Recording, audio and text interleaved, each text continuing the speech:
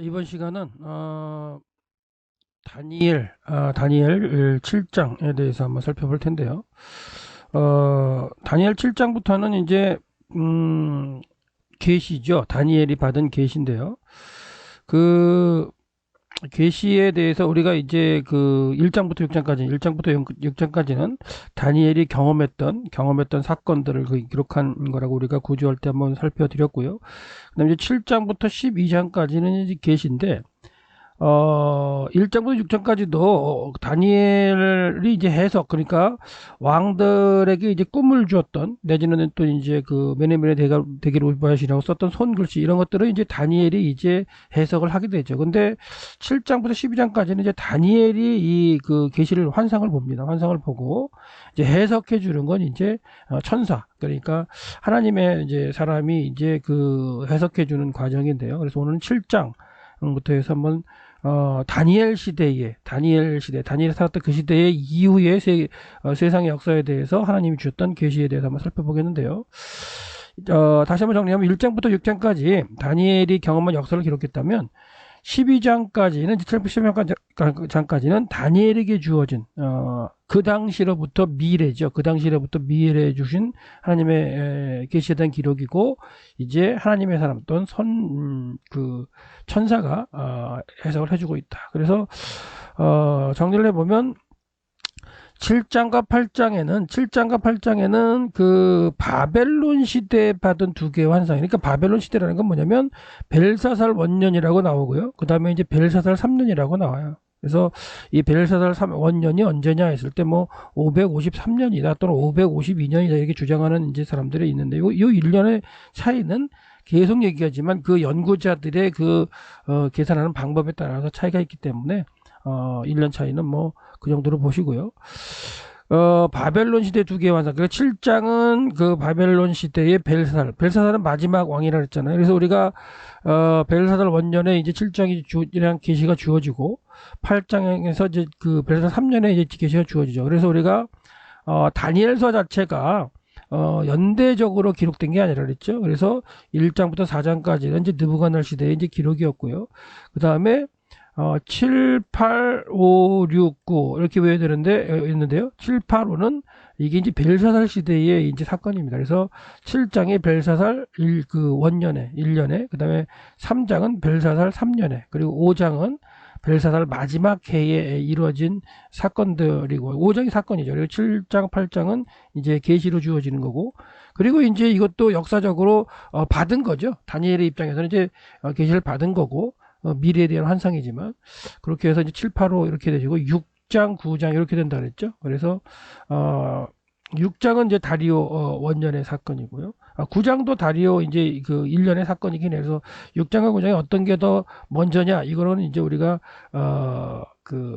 그냥 순서대로 6장이 먼저 기록했다 이렇게 보는 걸로 우리가 해서 문제는 없습니다.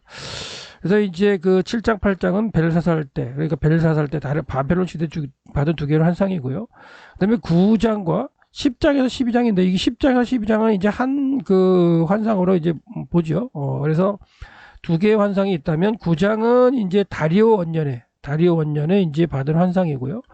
10장에서 12장은 이제 고레스 3년에 이제 받은 환상이라고 얘기를 해요. 네, 이것도 고레스 3년이나 아니면 다리오 원년도 뭐 539년이라고 그 얘기하기도 하고 538년이라고 얘기하기도 합니다. 그다음에 뭐 요 주전 536년, 요 고레스 3년을 주전 536년 잡는 것도, 이것도 이제 고민이 많죠. 하여튼간 대부분 536년을 잡는데, 이때 이렇게 536년을 잡는다는 것도 고레스가 539년부터 통치를 했느냐, 또 538년부터 통치를 했느냐, 뭐 이런 거에 또 논란에 따라 달라지죠. 그러니까 536년에 그 고레스가 통치를 했다 하는 사람이 539년부터 이제 고레스 통치를 했다고 하면 539년이 즉위년이 되고요. 그 다음에 이제 애매해지죠. 다리오와의 이 그 통치 관계에서, 다리오도 539년부터 538년까지 이제 통치하는 관으로 나와 있기 때문에 다리오가 그 통치하고 있는 이 기간에 또한 고레스도 즉위년으로 530년을 볼 거냐, 이것도 또 문제고요. 그다음에 이제 즉위년을 않는다면 538년부터 이제 그 고레스 통치했다면 이때 1년, 2년, 3년째 됐을 때 이게 536년이 될 수 있어요. 그래서 여러분들이 이 시기에 그 어떤 구약시대 연대를 갖다 생각하면서 어떤 학자의 주장을 따라가느냐 했을 때 근데 이제 1년 정도 차이가 나는 그런 것들은 그 학자들이나 그 연구자들의 어떤 기준이 있어요. 연구는. 그래서 그런 걸 너무 이렇게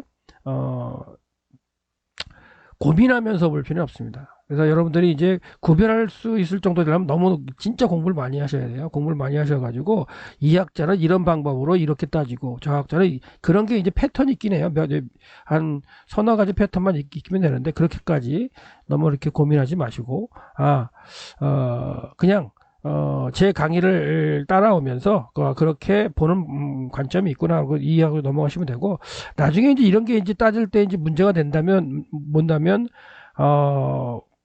70일에 계산하거나 뭐 이럴 때 70일에를 갖다가 계산하면서 이 70일의 형태를 갖다가 이제 계산하면서 예수 그리스도께서 언제 이제 공생애를 시작하시고 언제 십자가를 지고 이런 거 따질 때는 이제 이렇게 자세하게 들어가서 이게 정확하게 따지려고 하는 그런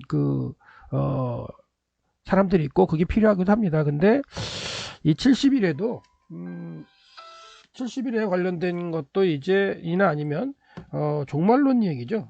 이제 70일회 중에 마지막 한 일회가 언제냐 뭐 이런 걸 따질 때도 저랑 같이 이제 공부하는 과정 가운데 어떤 게 아니냐는 거는 제가 이제 이렇게 같이 이야기하면서 살펴드리지만 어떤 게 맞느냐라고 얘기할 수는 없어요. 왜?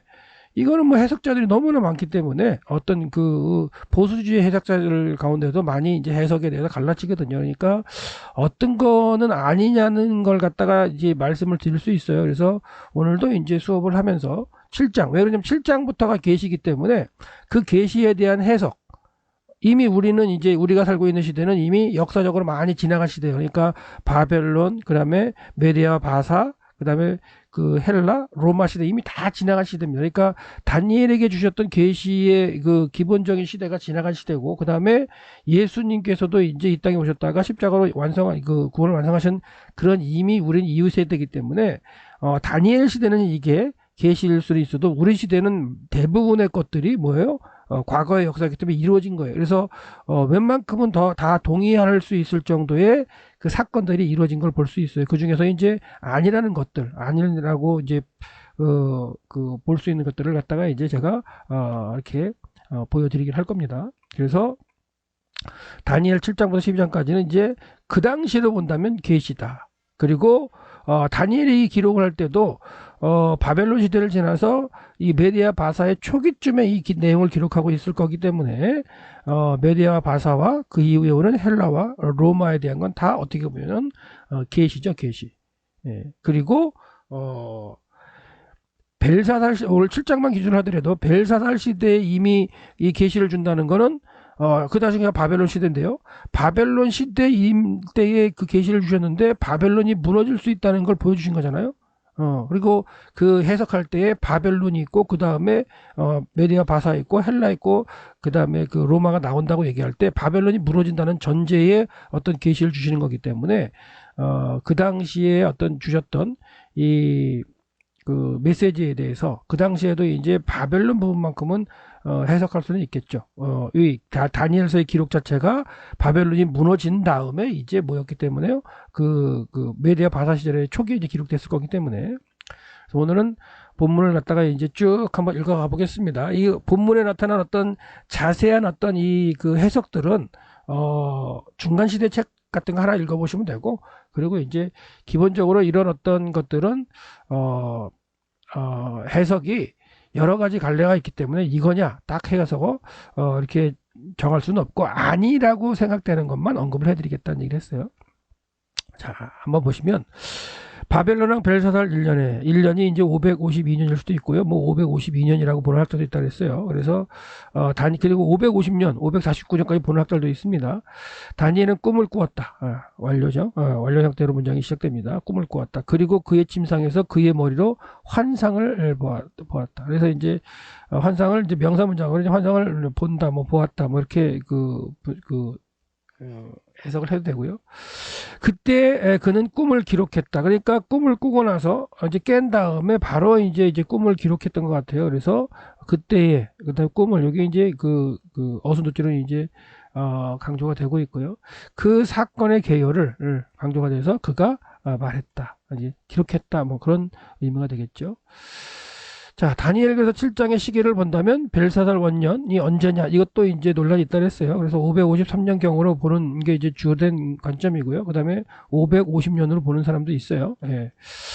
그래서 결과적으로는 553년경이라고 본다면 다니엘 원년이니까 530년경이다라고 볼 수가 있고요. 그 다음에 또 여기에 대해서 또 이제 직위년을 드는 사람들은 553년이 직위년이고요. 552년에 또 이제 이게 벨사살 원년이다, 뭐 이렇게 얘기하는 사람도 있어요. 근데 벨사살 원년을 갖다가 벨사살이 통치할 때 직위년을 두었을까, 이것도 또 고민을 하셔야 돼요. 왜 그러냐면 나머지수가 죽지 않은 상태에서 공동 통치를 하는 거잖아요. 그러니까 그런 것들은 이제 어떤 계산법이나 어떤 그 원리를 적용하는 그런 어떤 기본적인 그 학자들의 논리에 따라서 이제 살짝 바뀌기 때문에 자세한 거는 여러분들이 더 공부하실 분들만 개인적으로 연락을 주시면 그런 것들도 공부할 수 있도록 해드릴게요. 그 다음에 다니엘이 이제 15세 때 605년에 끌려왔다가 잡혀갔다고 한다면 지금 나이는 이제 67세 정도 되는 거죠. 예. 그리고 어려운 게 없이 뭐 17세 정도에 왔다는 사람도 있으니까 그러면 이게 69세로 만들면 되는 거죠. 그렇죠? 그러니까 어떤 이 정확하지 않은 거에 대한 어떤 그 해석이나 어떤 그걸 갖다 분석을 할 때에 이거다라고 하면은 뒤에 가서 그거에 뒷받침할 수 있는 내용이 달라지는 경우도 많아요. 그렇기 때문에 좀 열려있는 사고를 하시는 게 좋겠고요. 이렇게 해서 이제 다니엘 7장을 본다면 다니엘서의 연대석의 구성은 1, 2, 3, 4, 그 다음에 7, 8, 5, 6, 9, 그 다음에 10, 11, 12라고 했는데 오늘은 이제 7장을 갖다가 우리가 벨사살 1년 때의 사건을 보게 된다라는 거죠. 다니엘이 대답한다. 분사 형태고요. 그리고 그가 말한다. 분사 형태. 내가 밤에 나의 환상을 보는 중이었다. 이렇게 이제 번역을 한 거. 그러니까 개정을 보면 내가 밤에 환상을 보았는데 이렇게 이제 그 개정을 하고 있는데 직역을 갖다 보는 중이었다. 이렇게 그 직역을 한 건 이 보는 중이라는 게 이게 분사 형태예요. 분사 형태고 그다음에 이제 여기가 이제 그 본다는 거 완료가 이제 쓰여 있기 때문에 보는 중, 그러니까 보고 있는 중이라는 걸 어떻게 보면 생생하게 자기가 보고 있다는 걸 강조하는 것 같아요. 그래서 이렇게 번역을 했는데 이 패턴은 계속 반복됩니다. 그래서 보는 중이었다라고 됐던 거, 그러니까 하세 하웨트라고 되는 이 분사 형태의 보는 중이라는 걸 넣고 그 다음에 완료 형태로 문장을 마무리하는 이런 형태가 2절, 4절, 6절, 7절, 9절, 11절에 두 번, 13절, 21절 해가지고 그가 환상을 보고 있었던 중이었다라고 하는 표현이 이렇게 많이 된다는 건 뭐냐면 그가 환상을 보는 걸 어떤 현재 시점에서 계속 보았다는 그런 의미로 이렇게 강조하고 있는 느낌입니다. 그러니까 어떻게 보면 생생하게 봤고 그다음에 그 사건이 이루어지는 가운데에 계속해서 보고 있는. 그러니까 왜 그러냐면 이 사건들이 보면 보는 중이었다는 얘기인데요. 나중에도 이렇게 뒤에서 얘기했지만 바벨론에 대한 이야기, 그 다음에 메디아와 바사에 대한 이야기, 그 다음에 그 헬라에 대한 이야기, 그 다음에 로마에 대한 이야기를 볼 때 시기는 바뀌는 거잖아요. 그렇죠? 짐승들이나 이런 어떤 나라의 모습이 바뀌는데 그때마다 보는 중이었다.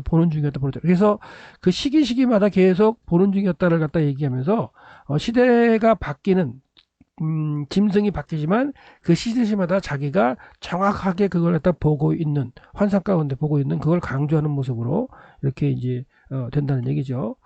그리고 보라, 그 개혁개정이라는 생략을 했지만 이렇게 주의를 환기시키는 흰내를 갖다가 쓰고 있고요. 하늘의 네 바람이 큰 바다로 갑자기 분다. 그래서 이제 바다에서부터 이제 짐승이 올라오는 그런 상황을 이제 묘사하고 있습니다. 그리고 큰 네 짐승이 바다로부터 올라온다. 이것도 올라오는 것도 이제 분사 형태로 이제 올라오고 계속해서 이제 진행되는 그런 형태로 이제 쓰고 있고요. 그들이 서로 다르다. 바꾼다는 거죠. 바꾼다는 게 뭐냐면 이제 첫 번째 짐승이 사자가 올라왔다가 그 다음에 곰이 올라오는데 그 이제 모습들의 형태를 바꾼다는 건 뭐냐면 결과적으로 시간이 지나면서 나라가 제국이 바뀌는 그런 것으로 볼 수가 있겠죠. 그래서 바다에서 올라오는 짐승의 특징이 각각 다르다는 걸 표현하는 그런 모습으로 볼 수 있고요.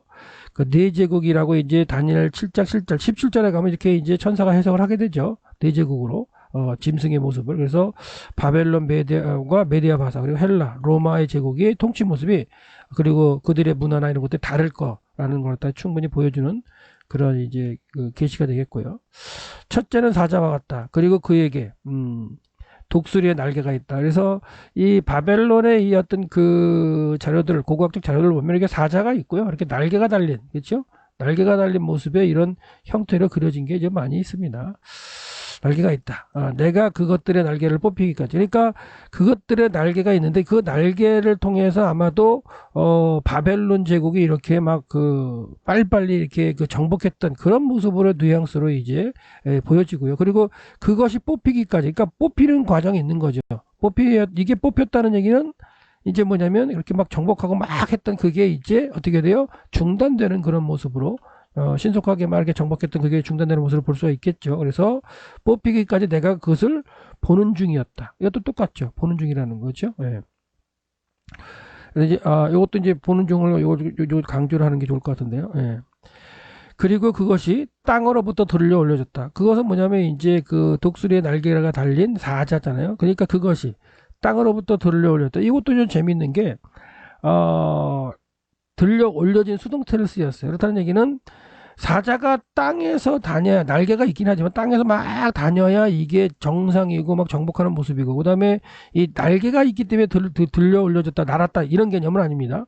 왜냐면 이게 수동태이기 때문에 날개로서 스스로 나는 게 아니라 뭐예요? 들려 올려지는 거예요. 그렇다는 얘기는 사자가 땅에서 막 빠르게 달리며 정복하는 게 정상인데 그게 이제 들려 올려진다, 발을 든다, 이런 표현들은 사자로서의 기능이 이제 그 어떻게 보면 사라진 거죠. 그래서 그리고 그것은 사람의 두 발로 세워졌다. 사람처럼. 그러니까 이렇게 네 발이 이제 땅에 닿는 게 아니라 이제 두 발은 땅에 닿고 두 발은 들려진 이런 모습의 사자 형태도 이렇게 등장을 해요. 이렇게 어떤 고고학적인 어떤 발굴 자료를 보면 세워진 거죠. 이것도 본인이 쓴 게 아니라 그 수동태로 이제 사역 수동태로 세워지는 거죠.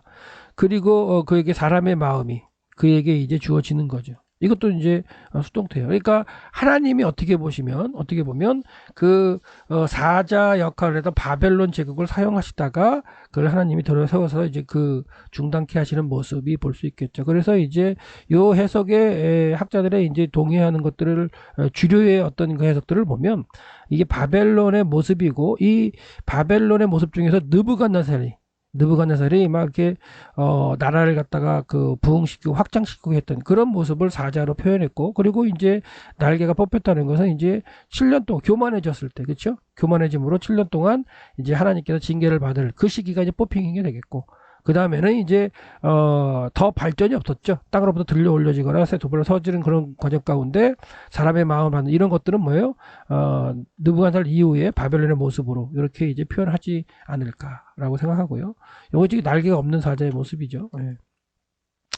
그래서 바벨론의 몰락으로, 그러니까 몰락이라기보다는 이제 바벨론이 이제 느부갓네살 때는 이렇게 부흥하고 했지만 그 이후에, 그렇죠? 왕들에게서는 더 이상의 발전이 없이 그냥 있는, 그래서 날개가 뽑혔다는 그런 표현을 이제 힘을 잃는 바벨론, 느부갓네살 이후에 그렇게 보고요. 땅으로 들려 올려져 사람처럼 두 발로 세워지면 이제 사자로서의 모습, 어떤 이렇게 정복하거나 그런 모습으로서는 이제 상실이 됐고, 그렇죠? 그리고는 이제 사람의 마음에 주어졌다는 건 더 이상 이제 세리아성을 호령하지 하는 사자로서의 제국으로서 역할을 못하고 이제 무너져가는 그런 모습으로 이제 어떤 예언이, 그렇죠? 하나님의 계시가 주어졌는데, 이게 이제 벨사살 원년 553년경의 사건이라면 무너지는 시기죠. 이 당시에 나머지수는 왕으로서 제국을 맡아야 되는데 제국을 내깔려두고 자기가 뭐 구도한다는 의미 가운데 신을 찾는 가운데 다른 데로 돌아다니고 있고, 그리고 그의 아들이 와서 대리 통치를 하고 있지만 그의 아들은 또 이제 뭐예요? 그 이후로 아주 그냥 그 나라를 자기 마음대로 다스리는 그런 모습으로 흘러가기 때문에 아마도 이 시기에 이제 이제 완전히 무너져가는 바벨론의 모습을 하나님이 계시로서 다니엘에게 주셨던 그런 모습으로 볼 수 있겠죠. 그 다음에 7장 5절인데 그리고 보라 또 다른 짐승, 둘째는 곰과 같다. 그쵸? 그리고 그것이 한편으로 들렸다. 그리고 그의 입에 그의 이빨들 사이에 세 개의 갈빗대들이 있다. 명사문장이고요. 그리고 그에게 뭐라 하냐면 일어나라. 고기를 먹어라. 많이 먹어라. 라고 말한 자들이 있었다. 이것도 이제 해석을 어떻게 하느냐 했을 때 이제 뭐 8장에도 자세하게 나오니까 그때 이제 또 자세하게 볼 텐데, 요 곰 같은 경우가 이제 메대와 바사죠. 그다음 바벨론 다음에 등장하는 이제 메대와 바사의 연합. 그러니까 다리오와 키악사레스 2세인 다리오와 고레스의 연합이 이제 바벨론을 무너뜨리고 등장하는 그런 모습이기 때문에 곰과 닮았다라는 얘기를 곰으로서 표현됐고요. 그리고 이제 한편으로 들렸다 이런 해석에 대해서 이제 또 뭐 몇 갈래의 이제 해석이 있는데, 주류는 두 개의 연합군이 두 개 연합해가지고 이제 세워졌던 이 그 왕국이 메대와 바벨론 제국이 이제 메대의 어떤 힘보다는 페르시아 바벨론의 어떤 힘으로 이제 이렇게 정리가 되죠. 고레스가 이제 등극하면서 점점 이렇게 힘을 썼기 때문에, 그리고 고레스를 통해서 이제 많은 일들이 벌어진 게 있거든요. 고레스가 주로 이제 정복하는 과정이 있었기 때문에 그 한편으로 들었다는 게 고레스 쪽으로 기울어지는, 그리고 이제 페르시아로 이제 불려지게 되죠. 후에. 그래서 그렇게 본다면 이제 한편으로 들렸다는 걸 이해가 될 수가 있고요. 그리고 그의 이빨에 세 개의 갈빗대들이 있다. 이것도 이제 그 세 개의 갈빗대가 이제 고레스를 통해서 이제 페르시아를 통해 정복됐던 그 세 개의 어떤 그 당시에 그 제국이라기보다는 이제 나라들을 갖다 문제 볼 수가 있겠죠. 그래서 고레스에 의해서 주전 547년에, 그러니까 고레스는 559년부터 바사 제국을 통치하면서 이제 정복 정전을 벌였어요. 그렇기 때문에 크로에스가 이제 그 다스리는 지금의 터키 땅인데요, 리디아를 갖다가 정복을 하게 되죠. 그렇게 정복을 해서 이제 먼저 이제 정복을 했고요. 그 다음에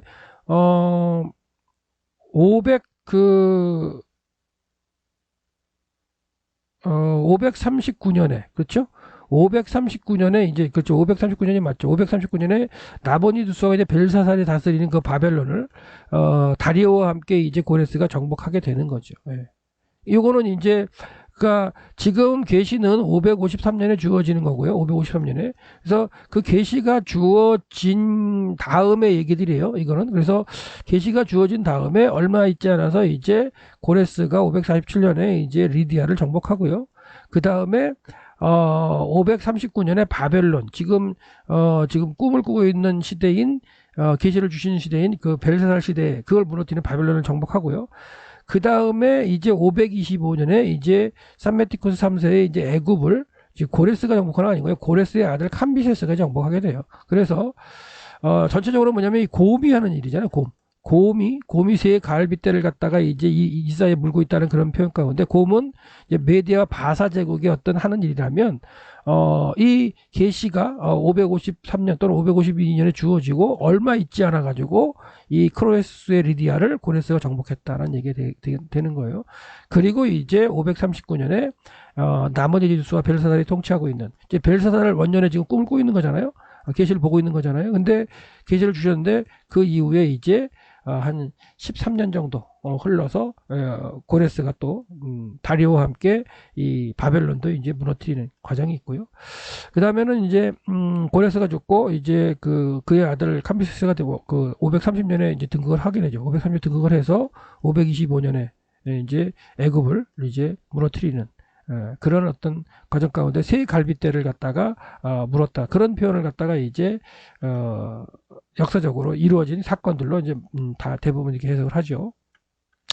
지도를 보면 이제 고레스가 이제 그 559년에 일어나서 590년에 일어나서 이제 550년에 이제 이쪽 메디아 지역을 갖다가 이제 정복을 하면서 이제 세워버리는, 그렇죠? 페르시아에서 정복을 하고, 그 다음에 쭉 서쪽으로 가가지고 어떻게 돼요? 리디아 있죠. 크로에스가 다스렸던 지금의 이제 터키의 서부 땅인데요. 이쪽을 갖다 547년에 이제 정복을 했고, 그 다음에 바벨론 지역을 메디아와 함께 이제 정복을 해서 539년에 정복을 했죠. 그리고는 이제 고레스 이후에 캄피세스 시절에 애굽을 갖다 정복하는 이런 과정으로 새 갈빗대에 대한 해석을 갖다가 볼 수 있겠고요.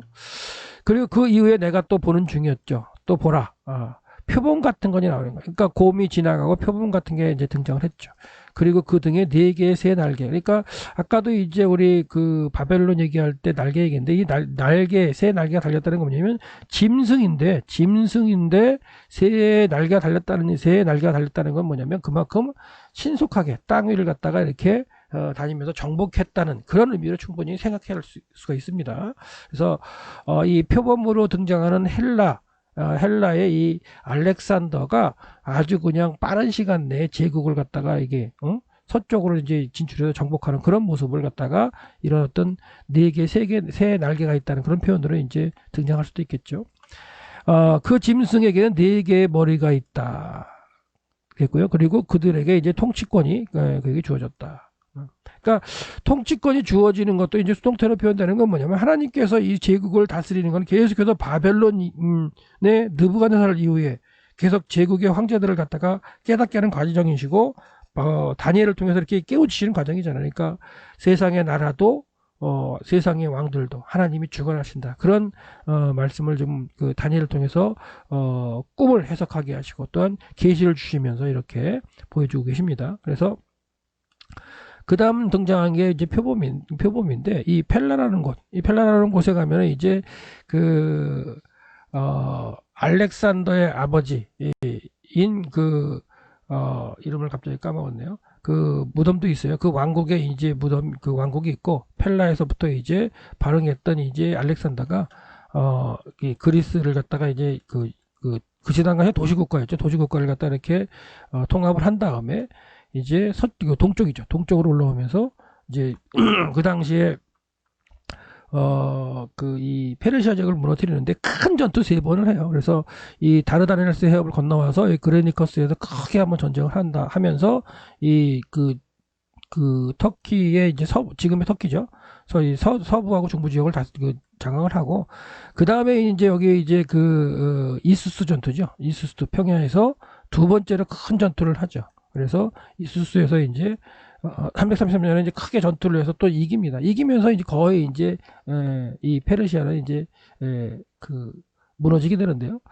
이렇게 해서 이제 또 정복 전쟁을 벌이다가 그 이수스 전투를 함으로 인해서 이쪽 뭐 하티 지역이라든가 그 다음에 애굽 지역을 이제 장악하게 되는 거죠. 이제 그 다음에 마지막으로 이제 가우기암말라 전투에서 이제 마지막으로 세 번째 큰 전투를 하면서 이제 페르시아를 갖다가 이제 무너뜨리게 되고요. 그리고 계속해서 이제 인도까지 정복하는 과정 가운데에 이 알렉산더가 이제 젊은 나이에 죽죠. 그리고 그의 이제 4명의 이제 장군에 의해서 왜 그의 아들이 아주 이제 태어나지 않은 상태이기 때문에 왕으로 통치를 할 수가 없었고요. 그래서 이제 그의 나라가 이렇게 4개의 제국으로 나눠지는. 그래서 아까 4명의 어떤 통치자들을 갖다가 세워진다는 그런 계시가 있었는데 여기 이제 셀루커스가 다스리는 데가 되었고요. 여기 이제 프톨레미가 다스리게 되고, 그 다음에 이제, 카산더와 이제 크산티페가 다스리는 4개의 이제,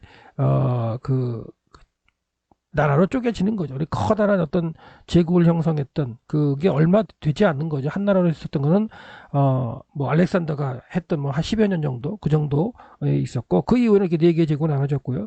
이 중에서도 이제 카산더와 이제 크산티페가 이제 다스리는 이쪽보다는 이 약속의 땅이죠. 약속의 땅이 팔레스타인 이스라엘을 중심으로 이제 북쪽의 왕국 이제 그과 남쪽의 왕국 프톨레미 왕국이 이제 이 지역을 놓고서 서로 장악을 벌이는 그런 상황이 이제 8장에 나오는 거죠. 이제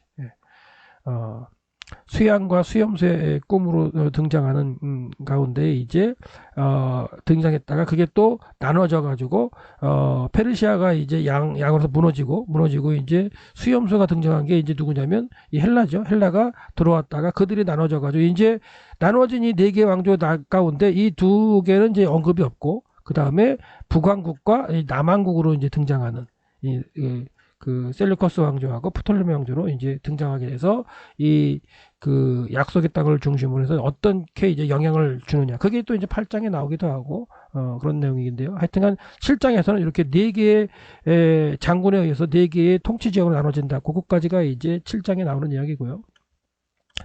그 후에 내가 밤의 환상 가운데 보는 중이었다. 계속해서 이제 보는 중이었다가 계속 강조가 되죠. 이것도 이제 강조했었어야 되는데요. 색깔을. 그리고 보라. 왜 있네? 넷째 짐승은 이제 어떻게 보면 짐승은 무섭다는 표현을 썼어요. 어떤 사자나 그쵸? 곰이나 그 다음에 표범이나 이렇게 앞에서 얘기했다면 지금은 이제는 이름을 쓴 게 아니라 어떤 짐승의 이름을 쓴 게 아니라 무서운 짐승이라고 썼어요. 그리고 놀랍다. 놀랍다. 대단히 강하다. 이렇게 해서 이제 형용사로서 이제 명사 문장을 계속 이제 나열하고 있고요. 그리고 그에게는 큰 철 이빨들이 있다. 명사 문장으로 지금 상황 설명 계속 하는 거예요. 그리고 그가 삼켰다. 그리고 부순다. 그리고 그는 남은 것을 그의 발들로 짓밟는다. 먹고 삼키고 하고 부수고 그 다음에 남은 것들은 짓밟아 버리고 그리고 그는 그것에 전에 있던 모든 짐승들 모든 짐승이 뭐예요? 이 세 개죠. 사자, 곰, 표본 이런 짐승들과는 달랐다는 거예요. 그리고 그에게는 마지막 무서운 짐승을 표현했던 이 무서운 짐승은 뿔이 10개가 있다 라는 걸로써 이제 또한 등장을 합니다. 내가 그 뿔들을 생각하는 중에 이게 그러니까 그 뿔이 뭘까 고민하고 이제 막 이렇게 하는 거죠. 생각하는 중이었어요. 그러니까 고민하고 생각하고 그게 무엇일까 생각하는 중이었는데 그런데 보라 다시 또 그렇게 생각하니까 그 현장에서 보는 듯한 느낌으로 계속 기술을 하고 있는 거예요. 보고 있는 중이었는데 다른 작은 뿔이 그들 10개 뿔 사이들에서 다시 또 올라오는 거죠. 그리고 처음 뿔들 중에 10개 중에 3개가 이제 뿌리째 뽑히는 거예요. 뿌리째 뽑혔다. 이것도 강조가 되고 있어요. 그리고 이제 보라 사람의 눈들과 같은 눈들이 이 뿔들에 있다. 여기 뿔들에 이제 사람의 눈 같은 것들이 있었고요. 그리고 입은 위대한 것을 말하는 거예요. 그래서 이게 이제 로마 제국이 등장해서 로마 제국이 이제 1000년 이상을 가잖아요. 그래서 그게 이제 또 로마가 이제 분열하기도 하고 나오기도 하고 이걸 이제 어떻게 해석하느냐가 이제 종말론까지 연결돼 가지고 해석해야 할 방법이 있는데 이 갈래는 또 여러 가지입니다. 그러니까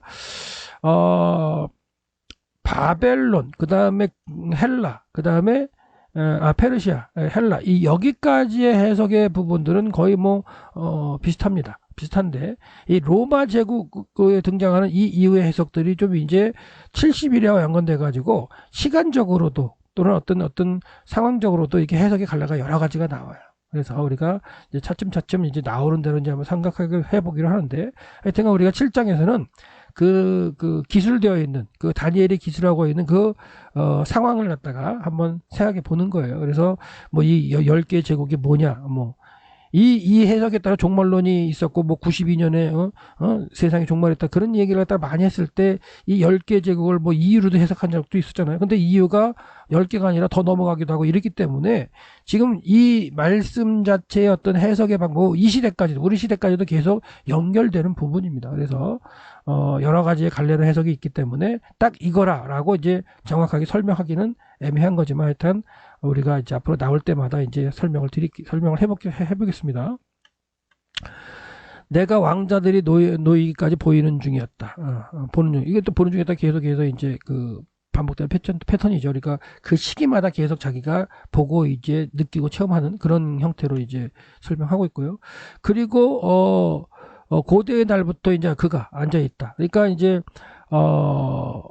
왕자가 이제 놓였다. 그러니까 이거 보니까 내가 보니 왕자가 놓이고 했는데 여기 이제 복수예요. 그래서 왕자 그러니까 보좌가 놓이는 거죠. 보좌가 놓이고 그리고 고대의 날들부터 있었던 그러니까 여기서 보면 옛적부터 항상 계시니가 이렇게 표현했는데 그러니까 이건 이제 하나님이라고 이제 하나님인데 보좌들이라는 표현 가운데 어떤 하나님께서 삼위일체신 그런 표현일 수도 있지만 하여튼간 복수로 되어 있다는 얘기예요. 그래서 왕자들이 놓여 있는 걸 보고 있었고요. 그리고 이제 거기에는 고대로부터 아주 옛날로부터 그러니까 처음부터라는 얘기겠죠. 처음부터 항상 계시니가 이제 앉아 계셨고요. 그분의 옷은 눈과 같이 희고 그의 머리카락은 털과 같이 희고 그의 왕자는 불꽃들이다 이렇게 되고 있고요.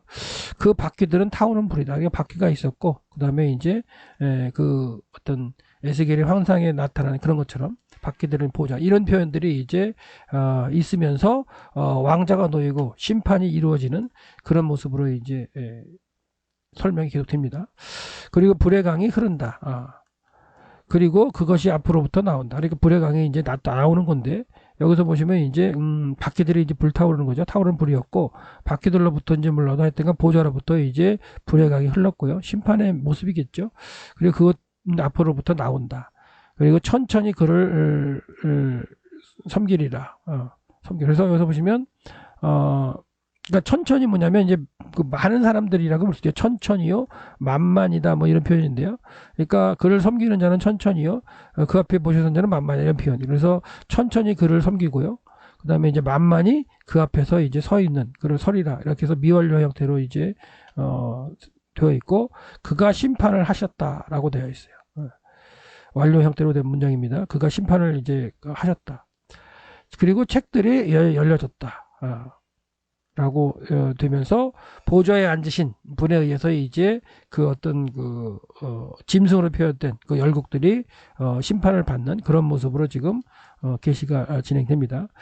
그때 내가 뿔이 말하고 있는 큰 말들로 인해 보고 있었다. 그러니까 이제 그 이제 작은 뿔이라고 번역이 됐는데요. 우리 이제 아까 10개 뿔이 있었고 그 10개 뿔 사이에서 하나가 나왔고 3개는 이제 사라졌고 그 뿔을 얘기하는 거예요. 그래서 그 뿔이 큰 소리로 이제 외치고 있는 그런 걸 갖다가 이제 보고 있었고요.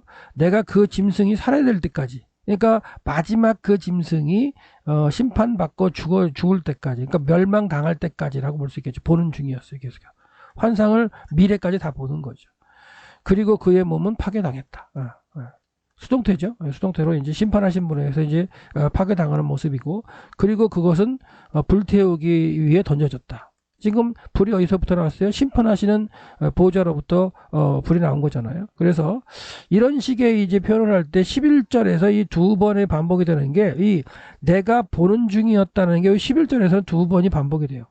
그렇다는 얘기는 그 자기가 진짜 목격하고 체험했던 그 미래의 일이지만 계시로서 보는 중이었다는 걸 갖다가 강조하면서 그 일들이 실제적으로 이제 일어날 거라는 걸 분명하게 이제 보는 중이었다는 걸 두 번 쓰면서 강조하고 있는 모습이 보이죠. 그래서 마지막 짐승, 그 무서운 짐승이 살해될 때까지 보는 중이었어요. 그래서 그 몸이 파괴되었고, 그렇죠?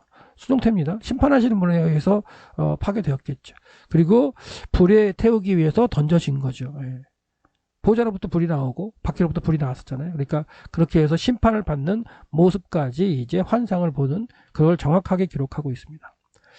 그리고 그 남은 짐승의 통치권들이 빼앗겼다. 이 남은 짐승들이 앞에 있었던 3개의 짐승들일 텐데요.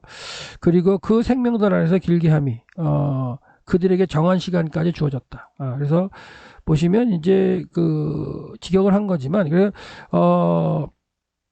10뿔 가진 4번째 짐승이 완전히 이제 멸하기 그 위에서 멸하기까지 이 3짐승에게 시간이 주어졌다는 그런 표현으로 이제 번역을 저는 했는데요.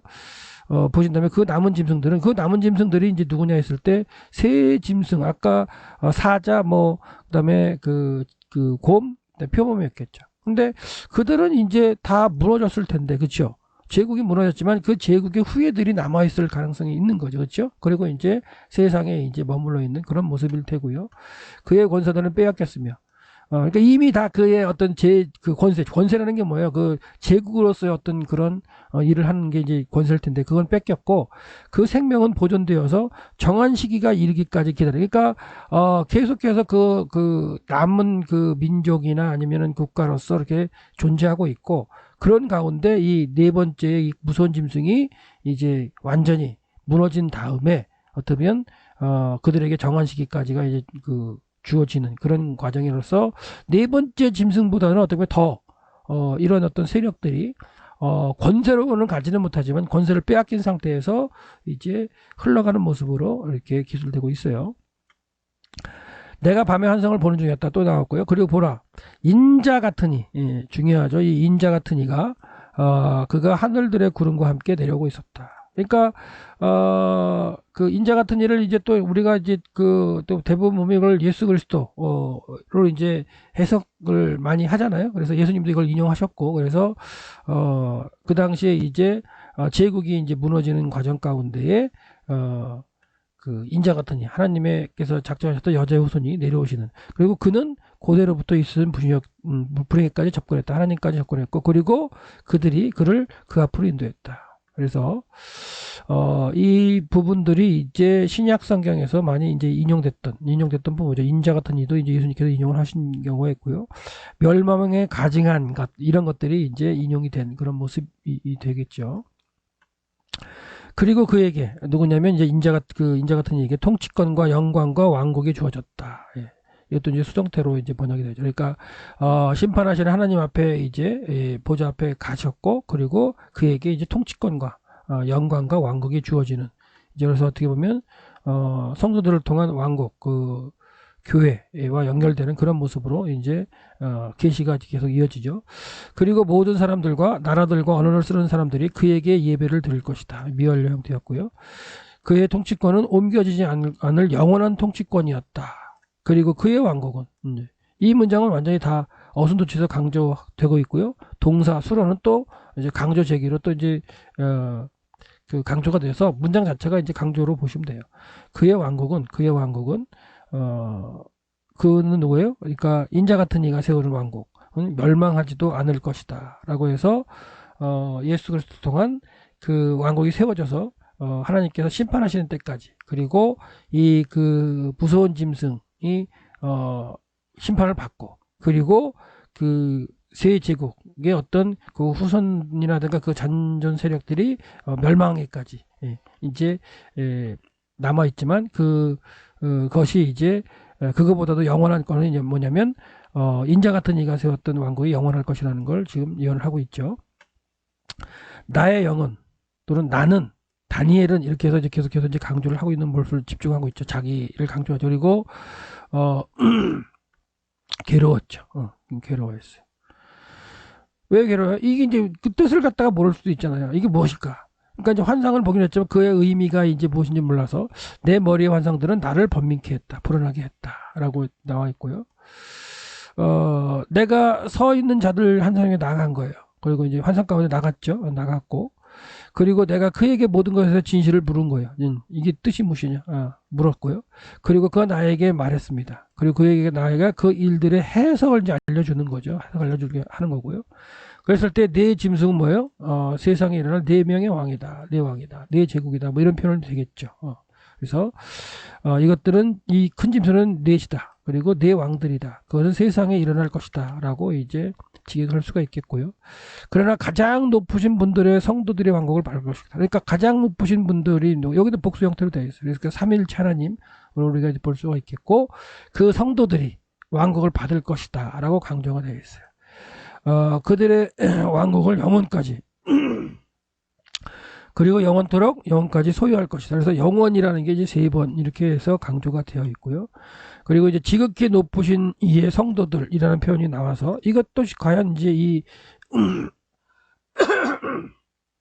성도가 이제 누구냐에 대해서도 이제 또 이제 분석을 이제 여러 갈래도 하기도 하죠. 자, 그때 나는 넷째 짐승에 대해서 확실한 것을 알고 싶었다. 그러니까 넷째 짐승은 이제 어떻게 되는지, 그거에 대해서 넷째 짐승이 무엇인지, 그것은 모든 것과 달랐죠. 앞에 세 짐승과 달랐기 때문에, 그리고 심히 두려웠기 때문에, 그리고 그의 이빨들이 막 무서운 철이었고 막 삼키고 했기 때문에, 그리고 그의 발톱도 또 노시였고 형태, 그리고 요게 지금 이제 아까 앞에서 본 그 형태하고 약간 더 달라졌어요. 그게 이제 지게 달라지는 건지, 아니면은 앞에서 본 형태과도 더 자세하게 설명한 건지 몰라도, 앞에서 그 네 번째 짐승에 대해 설명한 것과는 좀 더 다른 설명을 하고 있는데, 이건 이제 두 번째 더 확실하게 하는 설명이라고 볼 수 있겠죠. 그 이빨들은 철이라는 표현이 있는데, 그 발톱과 손톱이 노시다, 이런 표현은 여기서 지금 처음 나오는 거니까요. 그리고 이제 그가 이제 삼키고 산산이 붙어, 이건 앞에서도 있었죠. 그리고 남은 것은 짓밟았다라는 하는 이런 표현들이 과연 어떤 의미인가를 이제 묻고 있는 거죠. 그리고 그에게 10뿔들이 있다. 그리고 다른 뿔이 나왔다. 나왔다. 뿔이 나왔다. 그러니까 열 뿔을 제치고 한 뿔이 나왔고 작은 뿔이 나왔고 세 뿔이 뽑히고 이런 과정이 있었죠. 그리고 이제 그 앞에 세 뿔이 빠졌다. 그리고 이것은 뿔이다. 그 작은 뿔 앞에서는 작은 뿔이라고 설명했던 그 뿔이죠. 이제 하나가 나온 거. 그리고 그거에 이제 눈이 있었고요.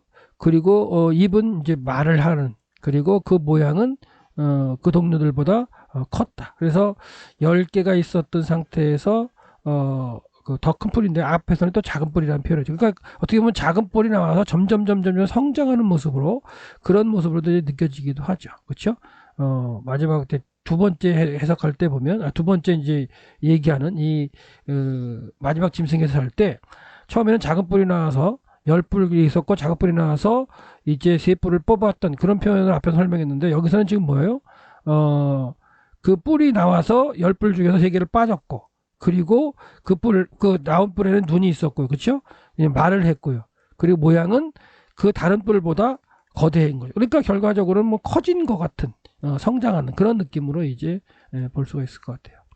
그렇게 계속해서 이제 계시를 보고 있는 중이었어요. 그리고 이 뿔은 그 마지막으로 이제 나도 점점 이제 커진 뿔이죠. 거룩한 자들과 함께 싸우는 거죠. 그러니까 성도들, 지극히 높으신 분들의 성도와 함께 싸우고 있고요. 그리고 그는 이제 마지막 그 뿔인데요. 그들을 이제 성도들을 이기는 거죠. 그러니까 성도들과 함께 계속해서 싸우고 하면서 이제 성도들이 마침내 이제 승리하게 하지만 괴롭게 하는 과정이 이 10뿔 가운데에서 나온 그 작은 뿔 그리고 커진 그 뿔이 이제 성도들과 싸운다라고 이제 얘기를 하고 있고요. 그리고 고대로부터 있으시니까 이제 하나님께서 했죠. 심판하시니까 이제 이르렀어요. 그리고 그는 가장 높으신 분들의 성도를 위하여 그러니까 하나님의 성도를 위하여 심판하시는 거죠. 재판하시는 거예요. 재판을 하셨다. 완료 형태로 되어 있는데 그리고 때가 이르렀다. 완료죠. 그리고 이제 성도들이 왕국을 소유했다. 그러니까 결과적으로는 이제 성도가 왕국을 이루고 소유하는 걸로써 이제 이 계시가 이제 마치는데요. 이 표현들이 다 완료 형태로 되어 있습니다. 완료로. 완료는 이제 그 완료와 미완료는 이제 그 차이가 완료는 그 사건이 이루어지는 걸로 기술하는 형태인데 여기서는 다 이제 어떻게 보면 그 당시로 보면 미래의 일이지만 근데 다니엘이 뭐예요? 그 시기로 가면서 계속해서 보고 있었다 하는 얘기잖아요. 그러니까 그 시대로 가서 계속해서 보고서 이제 기록했던 그 형태를 기록하기 때문에 시간이 돼서 완료가 된 그런 상태의 환상을 지금 다니엘이 기록하고 있습니다. 그가 이처럼 말했다. 넷째 짐승은 넷째 왕국. 이건 지금 누구냐면 해석해주는 천사겠죠. 천사겠죠. 넷째면 넷째 왕국이다. 그는 땅에서 일어날 것이다. 그는 모든 다른 왕국들보다 더 이제 막 이렇게 변하고 이제 보수를 바꾸는 거죠. 그래서 모든 왕국은 앞에 이제 세 왕국들일 테고요. 그리고 그는 모든 세계를 삼킬 것이다. 모든 세계를 삼킬 것이다. 그리고 그는 그것을 짓밟을 것이다. 그러니까 삼켰다는 건 다 정복한다는 얘기죠. 정복하고는 이제 짓밟는 걸. 그러니까 짓밟는 건 이렇게 어떻게 보면 이렇게 힘들게 만들고 억압하고 그런 것이 있겠죠. 그리고 그는 그것을 산산이 깨뜨릴 것이다라고 이제 해석을 해주고 있습니다. 그리고 10뿔은 이 나라로부터 일어날 10왕이다. 그러니까 어차피 이제 그 무서운 나라 로마였는데 로마 시대 로마를 지나서 이제 10뿔 이 이제 등장하게 되죠. 그래서 이 10뿔이 뭐냐 이걸 갖다가 이제 많이 해석을 하는 거예요. 그래서 어떤 분들은 로마의 황제 10대 황제를 갖다가라고 얘기를 하기도 하고 어떤 분들은 또 이걸 교황으로도 설명을 하기도 하고 이제 그 갈래는 이제 여러 가지로 이제 해석하고 있어요. 네. 그리고 이제 10뿔은 이 나라의 열할 왕이다. 그것들이 일어날 것이다. 그리고 그것은 처음 것들과 다를 거다. 그러니까 처음에 있었던 제국들과 다르다는 얘기죠. 그러니까 그 다르다는 모습이 어떤 제국의 형태가 아닐 수도 있다는 얘기겠죠. 그러니까 이제 제국이 아니라 황제로 얘기를 하기도 하고요. 그렇죠? 그리고 또한 뭐 교황으로 그렇죠? 얘기를 하기도 하고 아니면 뭐 다른 어떤 그 어떤 종파적인 어떤 세력일 수도 있겠죠. 그것은. 그래서 처음과 다를 것이다. 그리고 그런 세 왕들을 낮출 것이다. 정복할 것이라는 얘기예요. 그래서 이 세 왕들을 갖다 정복하는 것도 이제 어떤 신앙 어떤 종교적인 것으로 봤을 때 또 이 종교적으로 그 당시에 있었던 세계의 종교를 갖다가 또 이렇게 정복하고 이렇게 누르는 그런 모습으로도 설명하기도 해요. 그러니까 여기서부터는 갈래가 너무나 이제 해석의 갈래가 많습니다. 많기 때문에 딱 이거 뭐라고 이제 딱 지정할 수가 없습니다. 그리고 이제 이후에 8장이라든가 이제 9장 또는 10장, 11장, 12장 넘어가면서 더 자세하게 설명할 그 시기에 아마 제가 이제 이거는 최소는 아니다 라는 그런 얘기를 하면서 이제 설명할 거예요. 그리고 그가 가장 높으신 분에게 대적해서 이제 말하는 거죠. 그가는 이제 뭐냐면 열불을 하고 그리고 이제 그 권세를 가졌던 이제 그 무서운 짐승과 연결돼서 나왔던 그런 권세를 잡은 이제 왕들이나 아니면 뭐 나라들 이런 표현들이겠죠. 그리고 또한 이제 작은 뿔로 애썼던 10개 중에서 그렇죠? 10개 중에서 물리치고 나와가지고 점점 성장했고 그 다음에 3개를 갖다가 뿌리째 뽑아버렸던 그 하나가 점점 커진 그런 그 하나예요. 그래서 그는 세 왕을 갖다가 이제 하고 이렇게 표현했던 그 작은 뿔, 점점 커진 그 뿔, 성도들과 이제 막 싸우는 그 뿔, 눈이 있었던 그 뿔, 그가 가장 높으신 분에게 이제 말하는데요. 그리고 그가 가장 높으신 분의 성도를 괴롭힙니다. 괴롭힐 것이다. 그리고 때와 법을 바꾸려 할 것이다. 그러니까 뭐 이런 것들이 이제 마지막으로 어떤 그 작은 뿔이 성장했던 큰 뿔이 된 그런 어떤 뿌리 역할이 하는 역할이죠. 그리고 그들이 한 때와 두 때와 그리고 때의 반 동안 그의 손에 주어질 것이다. 이런 것들을 이제 어떻게 해석할 거냐 이거예요. 그러니까 여기서 나오는 한 때와 두 때와 반 때 이것과 그 다음에 이제 그 70일에서 나오는 마지막 한 일에 그렇죠? 마지막 한 일에 이 반을 갖다가 잘라서 앞에는 이제 그 평안하지만 뒤에 이제 그 반대 요게 이제 한때 두때 반때라면 이게 7대라고 본다 그렇게 설명이 되거든요. 그래서 요때 당할 뭐 환란이다라고 얘기해서 쭉 설명하시는 분들도 여러 가지가 있어요. 그리고 이 한일에 대해서도 나중에 이제 우리 구적에서 하겠지만 한일에 대해서도 이게 연속되는 그 70일에 그러니까 7일에하고 62일에하고 이렇게 한일회로 나눴을 때 이게 연속되는 이게 한일회로 보느냐 아니면 비연속적이냐 아니면 한일회가 그 반은 지나가고 반이 남아서 또 연속되는 이런 어떤 해석법에 따라서 이게 많이 갈라지는 거예요. 그래서 그 어떤 거기서의 한때 두때 반때와 여기서 한때 두때와 반때 또 어떻게 연결되느냐 이런 것들이 이제 또한 해석을 해야 될 부분이 있어요. 근데 우리는 지금 7장에서는 일단 다니엘이 본 환상의 어떤 팩트만 체크하고 가겠습니다. 그래서 이제 그 작은 뿔로 등장을 해서 커진 그 뿔이 성도들과 이제 한때 두때 반때 동안 이제 괴롭히는 그런 형태가 이제 있을 거라는 게 이제 예언이 된 거죠. 해석이 되는 거죠. 해석이. 그러나 심판이 시작될 것이다. 심판. 그러니까 이제 보좌에 앉으신 이가 심판하는 거죠. 그리고 그들이 그를 파괴하기 위해서 그리고 끝까지 멸망하기 위해서 그의 통치권을 빼앗을 것이고 그들이 누구예요? 지극히 높으신 자의 그 거룩한 무리들이죠. 그래서 그 무리들과 이제 그 마지막 그 작은 뿔이 커졌던 그 뿔과 싸우게 됐던 그런데 그 뿔의 건설을 갖다가 이제 통치권을 빼앗는 결과적으로 하나님의 이제 어떤 그 거룩한 무리들의 성도들이 이기는 그런 과정으로 이제 해석이 되고요. 그리고 왕국과 통치권과 모든 하늘들 밑에 있는 왕들의 위대함이 이걸 이제 세상에 있는 열국들이 남아있는 그 열국들의 어떤 무리를 텐데요.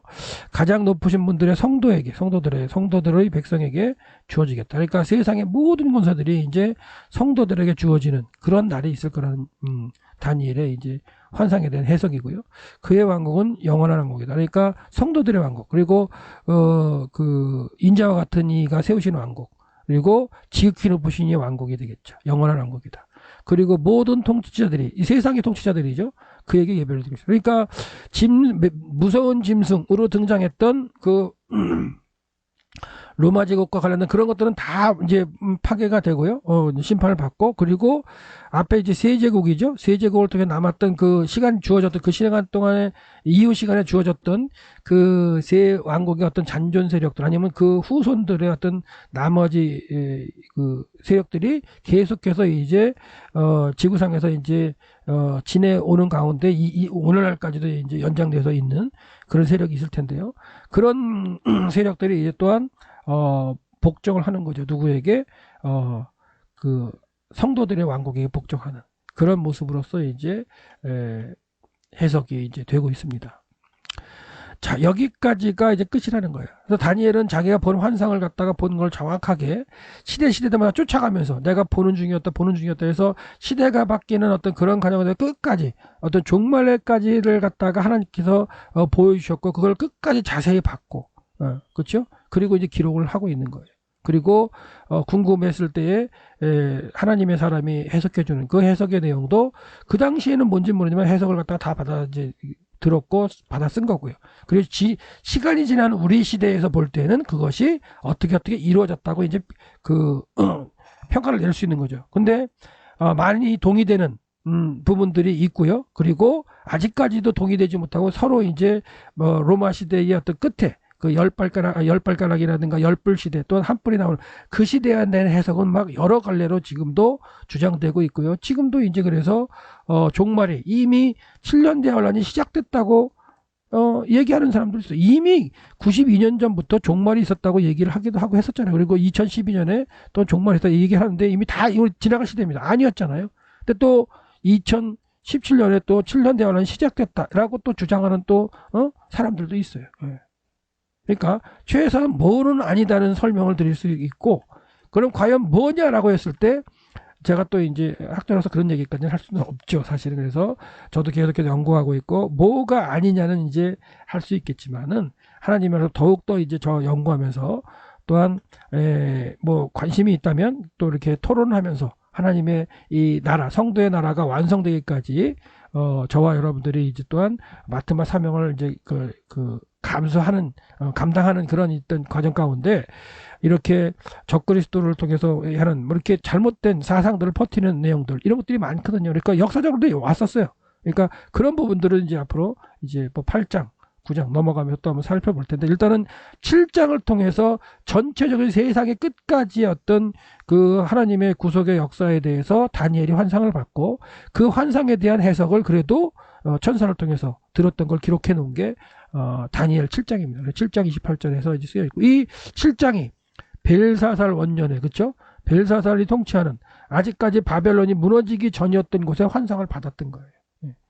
그리고 그때 이제 해석까지 들었던 거, 세상의 종말의 시대까지 보였던 그런 모습입니다. 그래서 여기까지 기록했다라는 얘기를 하고요. 나는 다니엘은 나의 생각은 또 강조됐죠. 아빠도 이런 표현이 있었는데, 나는 다니엘은 나의 생각들은 나를 많이 번비게 했다. 이게 참 고민이 되는 거죠. 그리고 나의 얼굴빛들이 변화되었다. 그리고 나는 이 일을 나의 마음에 간직했다. 이 간직하면서 이제 뭐예요? 이런 환상을 처음으로 이제 다니엘에게 이제 주어진 그 상태에서 이제 고민이 많았겠죠. 그리고 이 바벨론 제국은 어떻게 될 것이냐. 그러면서 지금 통치를 하고 있는 거거든요. 예. 지금 이 다니엘 자체가 이 벨사살 시대까지도 아마도 통치하는 느낌으로 이제 우리가 8장에나 이렇게 가면은 이제 느껴지게 되는데, 우리 5장을 갖다 먼저 공부했잖아요. 5장을 먼저 공부했는데 거기서는 벨사살은 다니엘을 전혀 모르는 것처럼 얘기했잖아요. 그때는 이제 말씀을 안 드렸는데 전혀 이제 모르는 것처럼 얘기를 했지만 다니엘이 벨사살 원년이나 벨사살 3년까지도 어떻게 보면은 다니엘이 이 높은 자리는 아니지만 그래도 일을 하고 있는 모습으로 등장하긴 합니다. 예. 근데 그 시기에 이렇게 환상을 봤을 때 다니엘이 어떻게 했을까? 고민을 이제 되긴 하는데요. 그래서 나는 이 일을 나의 마음에 간직하고 묵상하고 기도하자. 그리고 기도하는 가운데 또 이제 하나님께서 바벨론 70년이 끝날이라는 그런 어떤 과정의 어떤 메시지도 깨닫게 되는 거죠. 예레미야 선지자를 읽는. 그러니까 이렇게 환상을 보고 난 다음 다니엘은 하나님 말씀을 더욱더 판 거예요. 그렇죠?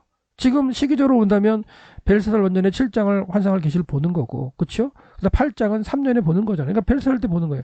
그리고 나서 계속해서 묵상하고 하면서 하나님 말씀을 연구하다가 바벨론 포로 70년이 끝난다겠다고 하는 그 예레미야 말씀을 읽으면서 깨달은 거는 바벨론이 이제 어떻게 돼요? 그 끝나는 시기, 예, 를 갖다가 이제 알게 되는 그런 과정 가운데 이제 깨닫는 게 점점 이제 그 하나님의 계시를 받고 그러는 가운데 그 계시가 어떻게 이루어질까를 갖다가 묵상과 기도하는 가운데 아마 성경을 계속해서 연구하고 읽고 했던 그런 과정 가운데 하나님이 또한 그 시기에 맞는 말씀으로 바벨론 포로가 끝나는 것도 이제 끝날 것 같다는 걸 깨닫게 하시고 그것을 또 어떻게 이루어 갈까를 또한 다니엘을 통해서 하나님이 역사하셨던 모습이 아닐까라는 생각을 해요. 그래서 너무 종말론에 이렇게 심취해서 그 종말이 어떻게 할까를 보지 마시고 다니엘도 종말을 봤잖아요. 종말까지 봤습니다. 그 본 가운데 그 시대에 어떻게 할까를 갖다가 고민하는 가운데 기도를 했고 하나님의 말씀을 연구하는 가운데 하나님이 또한 말씀으로 해결해 주셨던 하나님이 선포하신 말씀을 해결하는 게 이 성경의 패턴이기 때문에 이런 과정 가운데 우리가 다니엘서를 이번 학기에 연구하면서 이 시대에 이 종말론들이 막 선포되고 막 이게 하는데 우리 시대에 과연 그런 걸 깨닫는다면 어떻게 해야 될까? 뭐 여러 가지 뭐 정치적인 이런 걸 풀기 전에 하나님의 말씀이 어떤가를 갖다가 연구를 하고 그리고 기도하면서 하나님 말씀을 갖다가 묵상할 때 하나님이 또한 계시가 아니라 깨달음을 주시겠죠. 그래서 시대를 다 이렇게 분별하면서 나갈 수 있는 그러한 저와 여러분들의 계시를 소망합니다. 감사합니다.